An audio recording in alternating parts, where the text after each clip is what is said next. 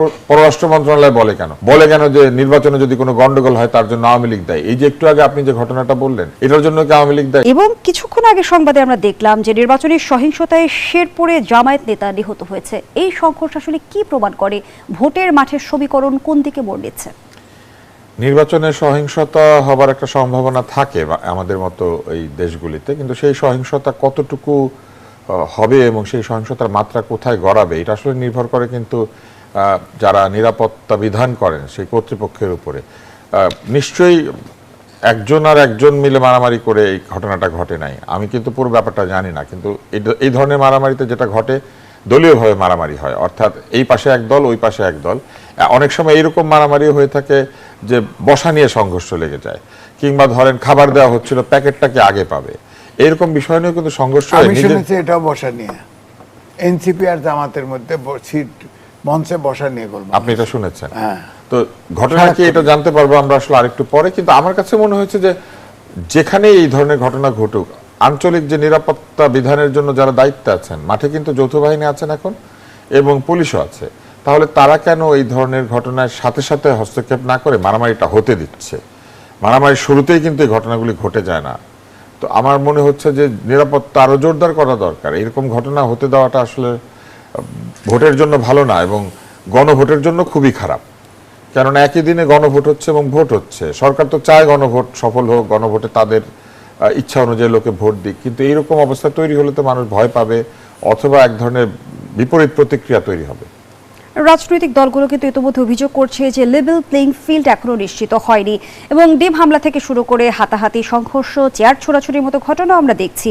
সেই বাস্তবতায় দাঁড়িয়ে স্বরাষ্ট্র উপদেষ্টা বললেন অন্যান্য নির্বাচনের তুলনায় এবার প্রস্তুতি আরো বেশি ভালো। স্বরাষ্ট্র উপদেষ্টার এই আত্মতুষ্টি কি ঝুঁকিপূর্ণ? কিভাবে দেখছেন? স্বরাষ্ট্র উপদেষ্টা আগের চেয়ে ভালো বলেছেন কেন এটা উনি ব্যাখ্যা করতে পারবেন, কিন্তু আমার কাছে মনে হয়েছে যে এই কথা উনি বলে থাকলেও এটা যে যৌক্তিক না উনি নিজেও এটা ধারণা করতে পারেন, কেননা উনিই বলেছেন যে অবৈধ অস্ত্র উদ্ধার করতে পারেন নাই। আগের নির্বাচনগুলিতে তো অবৈধ অস্ত্র নিয়ে এত কথাবার্তা হয় নাই, এত অবৈধ অস্ত্র বাজারেও ছিল বলে আমরা শুনি নাই। তাহলে কি করে ভালো হয়? এটা আসলে এই যুক্তি একটি যে এত অস্ত্র বাইরে রেখে এবং এইটা দাবি করা যে তারা অস্ত্র ব্যবহার করতে পারবে না, তো এইটা আমার কাছে মনে হয়েছে যে নিজের কথারই তিনি বিরোধিতা করছেন। আরেকটি বিষয় সেটি হচ্ছে যদি এত ভালোই হয়ে থাকে তাহলে এতদিন ধরে যৌথ বাহিনীকে মাঠে রাখার দরকার কি ছিল? যৌথ বাহিনীতে এতদিন মাঠে থাকার দরকার ছিল না। আমরা সাধারণত দেখেছি নির্বাচনের আগে সেনাবাহিনী মোতায়েন হয়, নির্বাচনের আগে অন্যান্য সব বাহিনী এসে বিভিন্ন অভিযানও কিন্তু আমরা দেখলাম, ডেভিল হান্ট ফেজ 2। এটাও একটি মজার ব্যাপার, এই যে ডেভিল হান্ট ফেজ 2 করা হয়েছে, প্রকৃত অপরাধী আসলে কয়জন ধরা পড়েছে এটারও কিন্তু কোনো নমুনা দেখা যায় না। অভিযান শুরুর সময় স্বরাষ্ট্র উপদেষ্টা জানিয়েছিলেন যে শয়তান নির্মূল না হওয়া পর্যন্ত অভিযান চলবে। তাহলে কি শয়তান নির্মূল হয়ে গিয়েছে? এটাও কিন্তু তিনি বলেন নাই। যদি শয়তান নির্মূলই হয়ে গিয়ে থাকে তাহলে আবার শয়তানরা এই নির্বাচনের দিন গন্ডগোল করবে এই কথা পররাষ্ট্র মন্ত্রণালয় বলে কেন যে নির্বাচনে যদি কোনো গন্ডগোল হয় তার জন্য আওয়ামী লীগ দায়ী। এই যে একটু আগে আপনি যে ঘটনাটা বললেন, এটার জন্য কি আওয়ামী লীগ দায়ী? এই ঘটনা কে ঘটাচ্ছে? তাহলে নির্বাচনের সময় সহিংসতা হলে, নির্বাচনের সময় গন্ডগোল হলে আগেই তারা ঘোষণা করে দিয়েছেন কে দায়ী। তদন্ত ছাড়া, অপরাধ সংগঠিত হওয়া ছাড়াই আপনি দায়ী ব্যক্তিকে এটা আগেই বলতে পারেন? ফলে এইসব কথা বা এই ধরনের মন্তব্যের কারণেই বরং এক ধরনের সংশয়, শঙ্কা এবং পরিস্থিতির যে লেভেল প্লেইং ফিল্ড নাই এটা তৈরি হচ্ছে। কেননা আপনি মজার ব্যাপার চিন্তা করেন, ধরেন যারা নির্বাচনে আছেন তারা মারামারি করলেন, কিন্তু সরকারের পক্ষ বলেছে যে মারামারির জন্য আওয়ামী লীগ দায়ী। তাহলে এই দুই দলের জন্যই তো এটা লেভেল প্লেইং ফিল্ড হলো না, কারণ তারা কোথাও গিয়ে সুবিচার পাবেন না। সরকার বলবে তোমাদেরকে আওয়ামী লীগ মেরেছে, কিন্তু ওনারা জানেন যে এক পক্ষ আরেক পক্ষকে মেরেছে। তো এই অবস্থাটা তৈরি হতে দেওয়াটা ঠিক হচ্ছে না। সুবিচার নিশ্চিত করা এটা জুলাই সনদের একটা প্রধান দাবি। ইনসাফ বলেছেন তারা। ইনসাফ শব্দের অর্থ তো সুবিচার, কিন্তু সুবিচার নির্ধারিত করার জন্য যেসব কাজ করা দরকার আমাদের এই অন্তর্বর্তী সরকার কিন্তু সেই কাজগুলির থেকে অনেক দূরে রয়েছেন। ভুয়া মামলাগুলি নিয়ে তাদের কোনো কাজ হয় নাই, তারা উল্টা ভুয়া মামলা কিছু হয়েছে তাদের সময়ে এবং সেইখানে আমরা দেখেছি সাংবাদিক আটক হয়েছেন, প্রাক্তন আমলা আটক হয়েছেন, যেগুলি আসলে পরিষ্কার বোঝা যায় যে এই মামলাগুলির পেছনে তেমন কোনো যুক্তি নাই। এটা তারা কেন করলেন? আবার এই যে এখন আগেই ঘোষণা দিয়েছেন যে অপরাধ যেই করুক কেসটাই হচ্ছে দায়ী, মানে যা কিছু হয় গিন্নি বলেন কেসটা বেটাই চোর। তো সেই রকম একটি মন্তব্য তারা করে দিয়েছেন। তো আমার মনে হয় যে এইগুলি আসলে আমাদের নির্বাচনের লেভেল প্লেইং ফিল্ডের জন্য ক্ষতিকর। বরং লেভেল প্লেইং ফিল্ড মানে দুই পক্ষই সুবিচার চাইলে সুবিচার পাবে, বা ধন্যবাদ একাধিক জানাচ্ছি পক্ষ জনাব সুবিচার আব্দুল পাবে। তুষার। জনাব এম এ আজিজ, পররাষ্ট্র উপদেষ্টা বললেন নির্বাচন ঘিরে সহিংসতার দায় আওয়ামী লীগের উপর বর্তাবে। আবার স্বরাষ্ট্র উপদেষ্টা বললেন যে নির্বাচনের সঙ্গে যারা জড়িত এখানে কোনো আওয়ামী লীগের দোসর বলতে কিছু নেই। যদি সেই বক্তব্যই সত্যি হয়, আমরা সত্যি ধরে নেই, তাহলে এই নিশ্চয়তা কি তথ্যভিত্তিক নাকি শুধুই আশ্বাস? না দেখেন, প্রথম হলো সব সন্ত্রাস এখন করতেছে ফেসিবাদ, তারা তো পালিয়ে গেছে, এখন তো তারা নির্বাচনেও নাই, তাদের অ্যাক্টিভিটিসও নিষিদ্ধ করা হয়েছে। তুষার ভাই বললেন না, আইনশৃঙ্খলা বাহিনী আইনশৃঙ্খলা পরিস্থিতি নিয়ন্ত্রণ করার দায় হচ্ছে সরকারের। সরকার তো অস্ত্র উদ্ধার করতে পারে নাই। ধরেন 5ই আগস্টের আগে আওয়ামী লীগ যখন ছিল সরকারে, তখন তো আওয়ামী লীগের লোকদেরও তো বৈধ লাইসেন্স দেওয়া হয়েছিল প্রায় 1.5 লাখের মতো। সে অস্ত্র কোথায়? আপনার থানা লুট হয়ে গেছে 5ই আগস্টের পরে, সে অস্ত্র গেল কোথায়? এখন ডেভিল হ্যান্ড দ্বিতীয় চলতেছে, আবার সে এখন কোনো অস্ত্র তেমন উদ্ধার হচ্ছে না। শোনা গেছে সদেরেক অস্ত্র উদ্ধার হয়েছে। তো এরপরে ডেভিল হ্যান্ড 2 চলছে। এখন এই সরকার আবার করতেছে কি, প্রত্যেকটা প্রার্থী চাইলে গানম্যান দিচ্ছে, এবং তার আবার গানম্যান আবার নিজের আবার লাইসেন্স দিচ্ছে।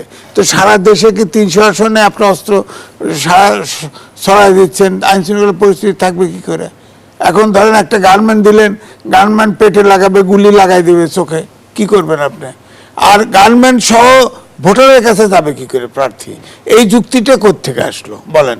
এছাড়া আপনি দেখেন, এই যে ডিসি এসপি আপনার যারা ডিসি এসপি বিশেষ করে জামাত দাবি করেছিল লটারির মাধ্যমে তাদেরকে ট্রান্সফার করা উচিত, এই লটারির মাধ্যমে করছে। ইলেকশন কমিশনের দায় কোথায়? রাজনৈতিক দল চাইছে, সেখানে বিএনপি বিরোধিতা করে নাই, এনসিপি করে নাই, হয়েছে। এখন কয় যে সব এক দলের দিকে হেলে পড়ছে, এক দলের দিকে হেলে পড়ছে। এমনিতেও এটা বাস্তবতা যে এক দলের দিকে হেলে যে সরকার, যে পার্টি ধরেন নির্বাচনে জয়ী হওয়ার সম্ভাবনা থাকে, তার দিকে একটু প্রশাসন হেলে পড়েই, এটা ঠিক আছে। কিন্তু এখন আপনি কি করবেন? এতদিন 17-18 মাসে আপনি তো প্রশাসন ঠিক করতে পারেন নাই। প্রশাসন ক্যাডার একটা, এর বাইরে 25টা ক্যাডার আছে। আমি প্রত্যেকবার বলছি, এই 25টা ক্যাডার থেকে বেছে নিয়ে আপনার সুপিরিয়র সার্ভিস ছিল, সেটাকে বলবৎ করে আপনি যদি সব ক্যাডার মিলে আপনি প্রশাসনে লোক নিয়ে 7 দিন ট্রেনিং দিতেন, এটা তো আইনস্টাইন লাগে না একটা ডিসি হইতে, আপনি রিটার্নিং অফিসার পেয়ে যেতেন। শুরু করেন নাই। পুলিশে ধরেন এতদিন নিউ রিক্রুট করলে পুলিশ কত পাইতেন? করেন নাই তো। কোনটা এই সরকার, কোনটা কোথায় কখন শুরু করতে হবে, কোথায় শেষ করতে হবে, এটা তো নাই। এখন যেটা প্রশ্ন উঠছে, ধরেন গণভোট এবং কনস্টিটিউয়েন্ট অ্যাসেম্বলি একসাথে নির্বাচন হবে। অনেকেই বলছে গণভোটে ধরেন পুরা মেশিনারিজ নামাই দিছে ইলেকশনে, তো সেখানে তো এসপি আছে, ডিসি আছে। ইলেকশন কমিশন আবার বলছে যে না, কোন সরকারি কর্মকর্তা এতে হানা ভোটে ইনভলভ হওয়া যাবে না, বুঝলাম। কিন্তু এখন আবার যেটা আলোচনা আসছে যে কনস্টিটিউয়েন্ট অ্যাসেম্বলি এই হানা ভোটে ভোট যেভাবে হচ্ছে, যেভাবেই হোক জিতানো হবে। জিতালেই তারপরে ধরেন 6 মাস সময় আছে, 3 মাস সময় কমপক্ষে আছে।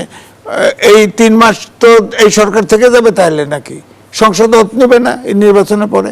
তখন তো একটা জটিলতা, যে দলই জিতুক, জামাত জিতুক, বিএনপি জিতুক, তখন কি সরকার ছেড়ে দিবে? ওত নিতে না দিলে, সংসদ বসতে না দিলে, আপনি এইটা জোর করে আপনি পাশ করার জন্য যদি সংসদ আটকায় রাখেন, তখন তো একটা সমস্যা তাড়াতে পারে।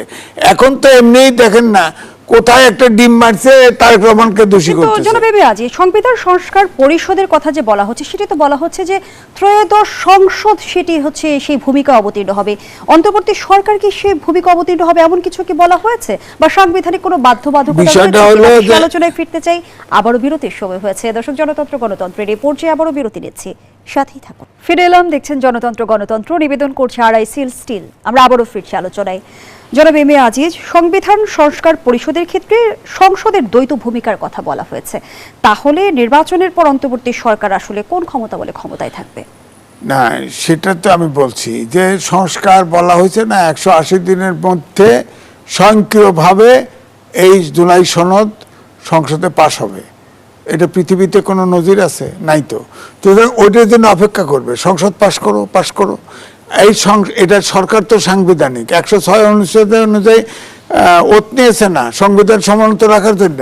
তো এখন জুলাই সনদ আপনার মৌলিক সংস্কার হলো 40টা, এটারে 4 দফার মধ্যে আনছে, আদেশ দিছে, প্রেসিডেন্ট আদেশ দিছে। এটা তো অবৈধ জিনিস সংসদে পাশ নাও করতে পারে।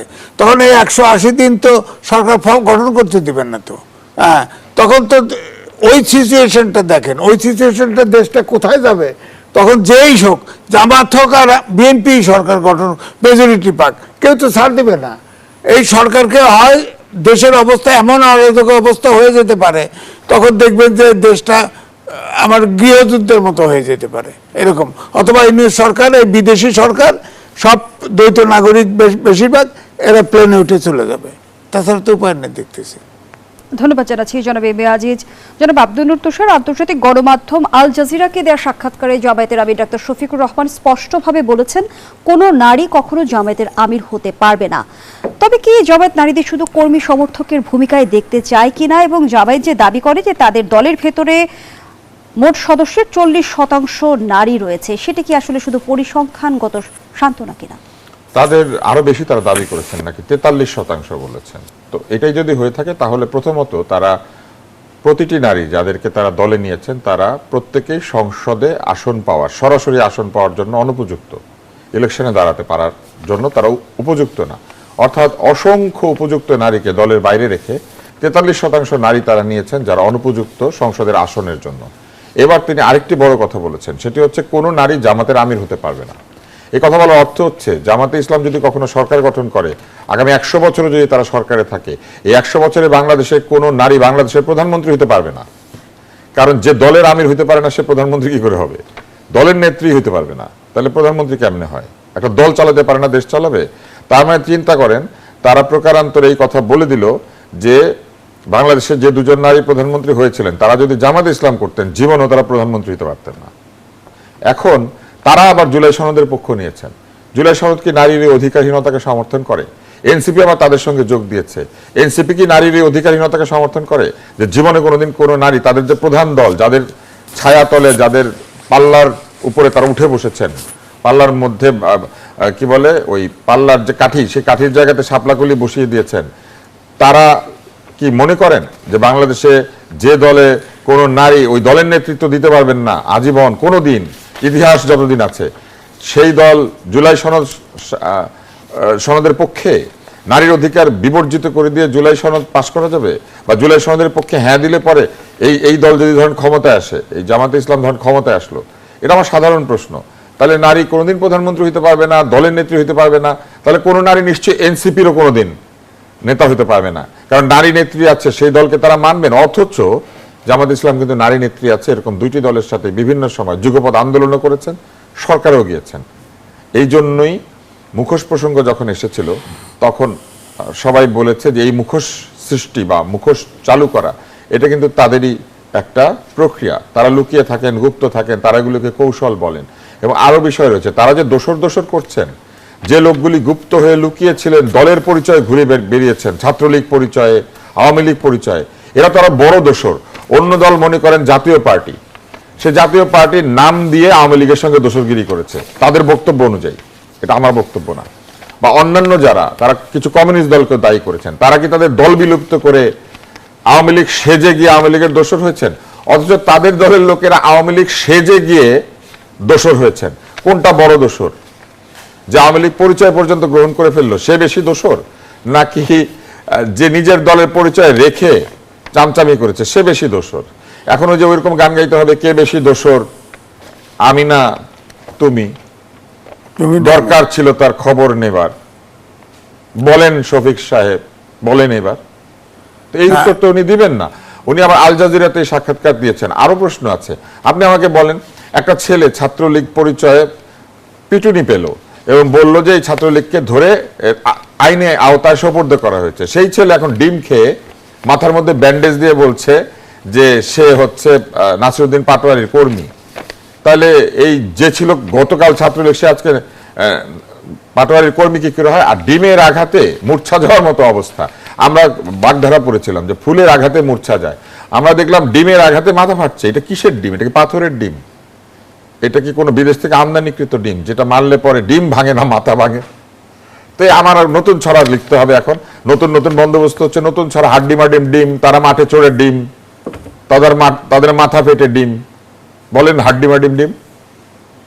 অসংখ্য ধন্যবাদ জানাচ্ছি জনাব আব্দুল লুৎফ তুষার। জনাব এম এ আজিজ, জামায়াতের নারীদের নিয়ে এই অবস্থান কি সংবিধানের সম অধিকারের চেতনা এবং গণতান্ত্রিক রাজনীতির সঙ্গে সাংঘর্ষিক কিনা?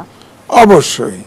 সবচেয়ে বড় কথা, এই যে এনসিপি ধরেন একটা গণ অভ্যুত্থান হলো, সেখানে ছাত্র জনতা সবাই নামলো, এই যে কয়েকজন সামনের লোক যে জামাতের কাছে আশ্রয় নিল নিরাপত্তার জন্য, এই অভ্যুত্থানের শক্তি যারা আন্দোলন করছে তাদের কি জবাব দিবে বলেন? এই এনসিপিটা একটা ব্র্যান্ড ভ্যালুতে ছিল, অভ্যুত্থানের শক্তি ছিল, তো তার তো 3-4 টুকরা হয়ে গেছে, এটা তো আর নাই, এই ইলেকশনের পরে তো শেষ। তো এই লোক যেগুলো জামাতে 30টা জয়েন করলো, যেটা নির্বাচন করছে, তাদেরকে তো জবাবদিহি করতে হবে যে ও যারা জীবন দিল, 1400 লোক জীবন দিছে, হ্যাঁ, তারপরে কত লোক নিগৃহীত হলো, জেলে গেল, কত কিছু হলো, এদের জবাবদিহি করতে হবে না? ধন্যবাদ জানাচ্ছি জনাব এম এ আজিজ, ধন্যবাদ জানাচ্ছি ডাক্তার আব্দুল লুৎফ তুষার। আমি আমাদের আপনাকে আয়োজনের একটা লাইন একেবারে বলতে পারি? শেষ পর্যায়ে এক লাইনে যদি বলেন। আপনার মনে আছে মুগ্ধর স্ট্যাটাস? মুগ্ধ লিখেছিল যে এই আন্দোলনের মধ্যে যেন দল ঢুকে না পড়ে, এবং মুগ্ধ সেখানে স্পেসিফিক কিছু দলের নাম উল্লেখ করেছিল। আজকে এনসিপি মুগ্ধর এই পানির উপর দিয়ে গিয়ে সেই দলের সঙ্গে আবারও আঘাত ধন্যবাদ করেছে। দুজনকে।